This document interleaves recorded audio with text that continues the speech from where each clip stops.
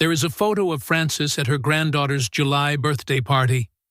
Everyone in the photo is in sandals, bare feet, light dresses, summer skin. Frances is wearing socks. The family laughed about it that day. Frances laughed too. But looking at that photo now, knowing what we know, it isn't funny anymore. It never was. I want you to do something right now. Touch the top of your foot. Just place your hand flat on top of your foot and hold it there for 5 seconds. Is it warm? Or does your hand feel warmer than your foot? Now touch your hand, your palm, the back of your hand. Compare the two. If your foot feels noticeably cooler than your hand, cooler than it should be for the temperature of the room you're sitting in, what you're feeling right now is not a quirk. It is not thin blood. It is not just the way your body runs.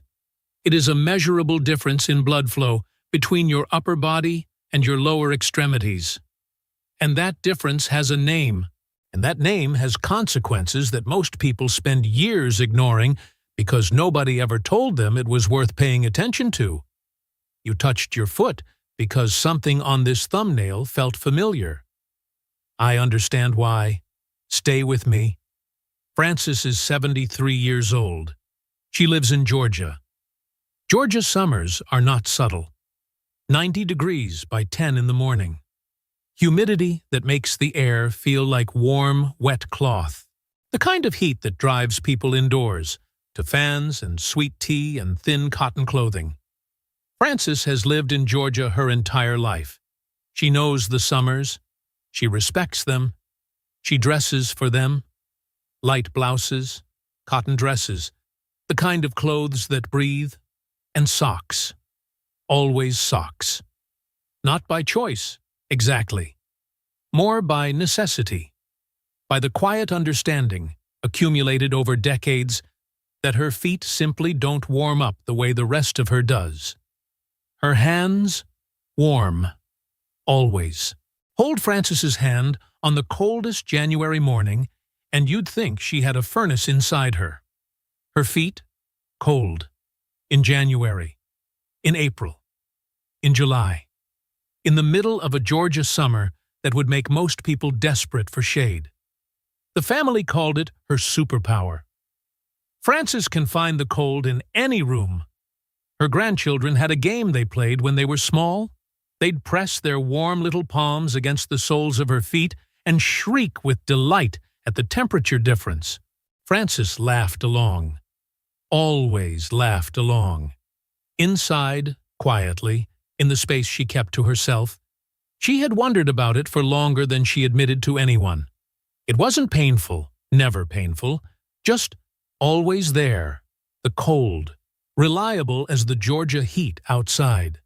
Present in a way she had stopped questioning the way you stop questioning the color of your eyes or the sound of your own voice. It was just Frances. She mentioned it to her doctor once, years ago, casually, at the end of an appointment when she was already standing with her coat on.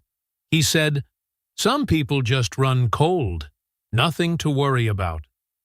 Frances accepted that, filed it alongside other things she had decided not to worry about. And the cold feet stayed. Through summer after summer. Through that July birthday photo where everyone else was in sandals, and Frances stood in the back row in the thick cotton socks she never went without. Until the summer her daughter asked a question that nobody had ever asked before. Here is the question Frances never thought to ask. Why do hands stay warm when feet go cold? They are both extremities, both far from the heart, both dependent on the same circulatory system. So why the difference? Stop, because this is where everything changes. Your body operates on a hierarchy of warmth. When circulation is fully efficient, blood reaches everything equally. Hands, feet, toes, fingers. All warm, all supplied, all served.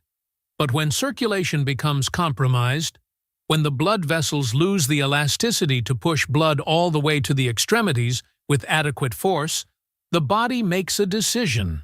It prioritizes. Vital organs first. Core temperature second. Upper extremities, hands, arms, third. Lower extremities, feet, toes, last. Cold feet are not a personality trait. They are the body's circulation hierarchy made visible. Your feet are cold because they are at the end of the line, and the line has gotten longer than your vascular system can efficiently serve. A 2019 study published in the Journal of Vascular Medicine found that persistent lower extremity coldness in adults over 60, especially when the upper extremities remain warm, was associated with measurable reductions in peripheral arterial blood flow in 71% of cases studied. 71%, not all of them, but most of them. And the average time between first noticing the symptom and connecting it to a circulatory cause? 6.4 years. 6.4 years of cold feet. 6.4 years of socks in summer. 6.4 years of some people just run cold, while the vascular system quietly continued to do less than it was designed to do. Francis had been cold for longer than 6.4 years, and nobody, until that summer, had ever suggested it meant anything at all. It was Francis's daughter, Diane, visiting for a week in August. They were sitting on the porch one evening, the rare hour in a Georgia summer when the heat backs off just enough to breathe, and Diane looked down at her mother's feet. Socks, in August, on a porch in Georgia. She'd seen it 1,000 times. It had always been the joke.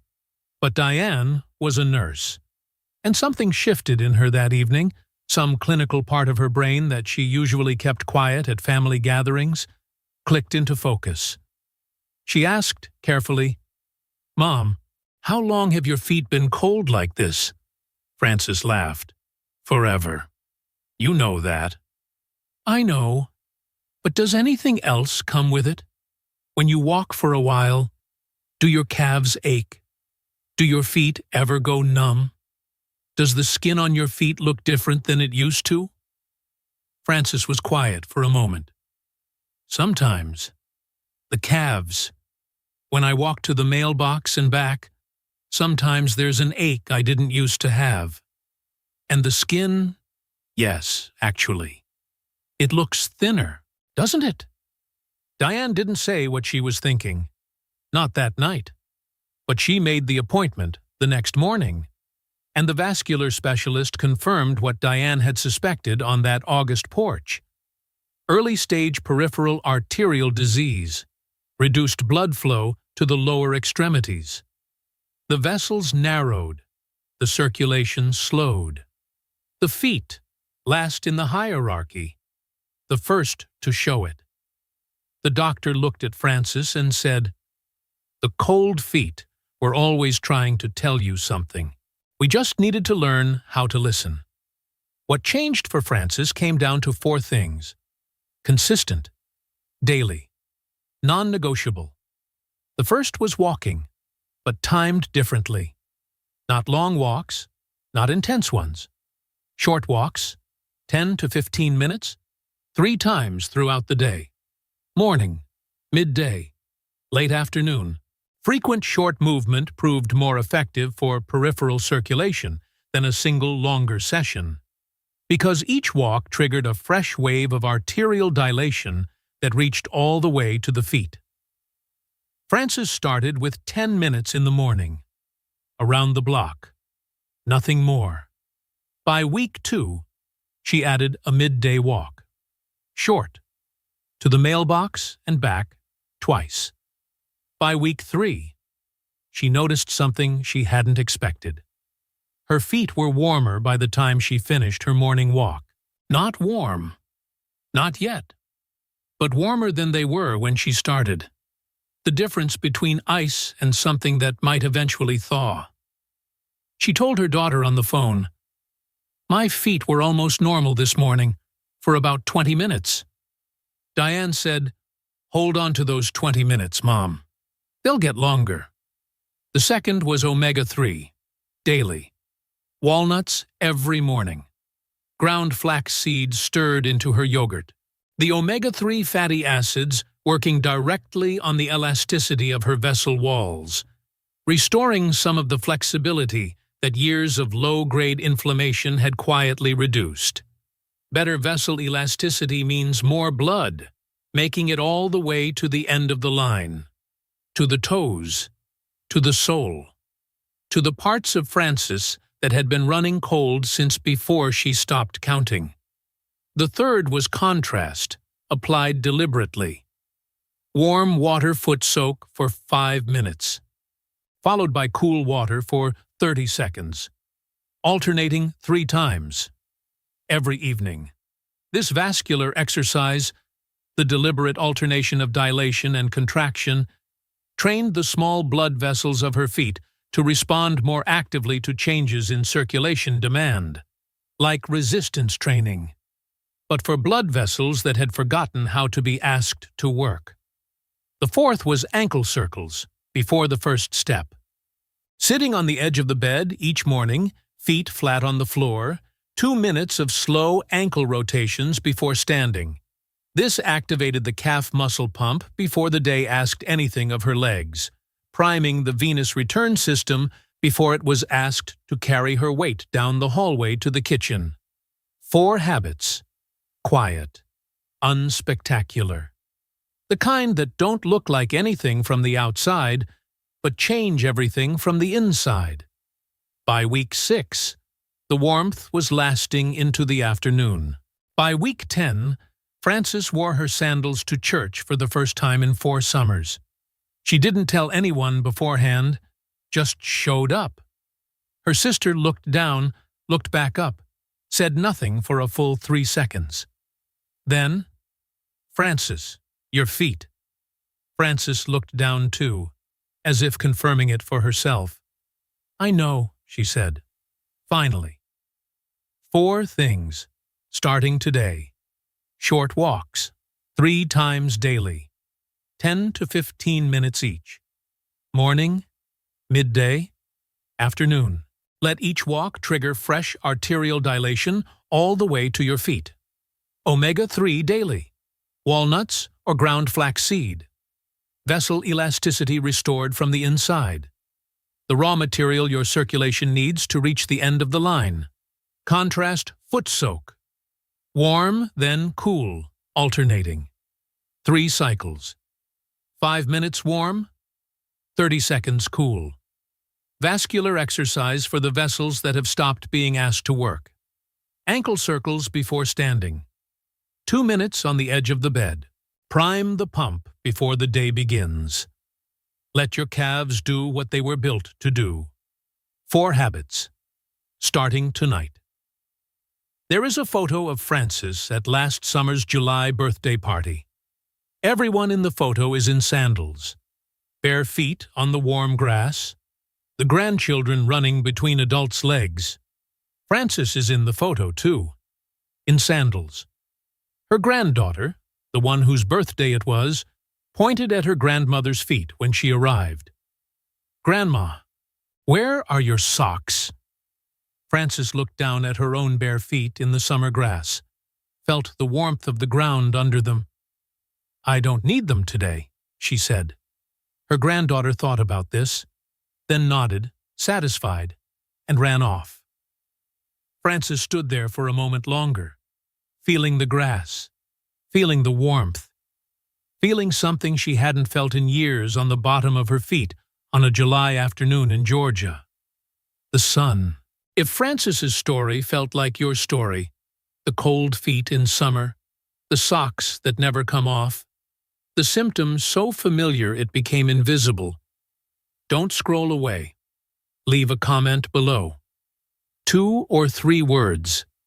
Tell me how your feet feel right now. Because someone will read your words today who has been wearing socks in July for longer than they've admitted to anyone. And your words might be the first time anyone has told them it means something worth listening to. Hit the like button if Frances's story reached you. Subscribe to Strong Legs, Independent Life, every Tuesday and Saturday at 11 a.m. Because cold feet were never just cold feet.